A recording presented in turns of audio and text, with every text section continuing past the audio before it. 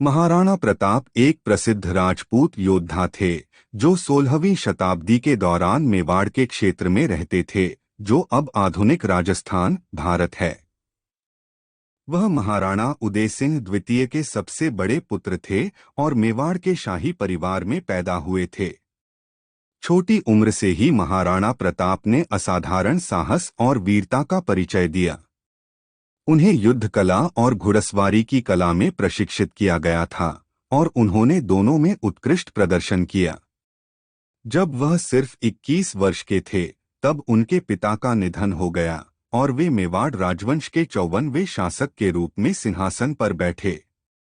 महाराणा प्रताप के सामने एक कठिन चुनौती थी। अकबर के शासन में मुगल साम्राज्य का तेजी से विस्तार हो रहा था और उसने पहले ही अधिकांश उत्तरी भारत को जीत लिया था। अकबर मेवाड़ को अपने शासन में लाने के लिए दृढ़ था और उसने महाराणा प्रताप को अपने अधिकार में लेने के लिए राजी करने के लिए कई दूत भेजे, लेकिन महाराणा प्रताप ने मुगलों के सामने झुकने से इनकार कर दिया। वह अपने लोगों की गरिमा और अपने राज्य की संप्रभुता में विश्वास करता था। उन्होंने मुगलों के खिलाफ युद्ध की घोषणा कर दी और अगले 20 वर्षों तक उनके खिलाफ लगातार लड़ाई लड़ी। महाराणा प्रताप ने सामने से अपनी सेना का नेतृत्व किया और उनकी वीरता ने उनके सैनिकों को प्रेरित किया। उन्होंने हल्दी घाटी की प्रसिद्ध लड़ाई सहित मुगलों के खिलाफ कई लड़ाइयां लड़ी। हालांकि वह बहुत अधिक संख्या में था और निकल गया था, उसने आत्मसमर्पण करने से इनकार कर दिया।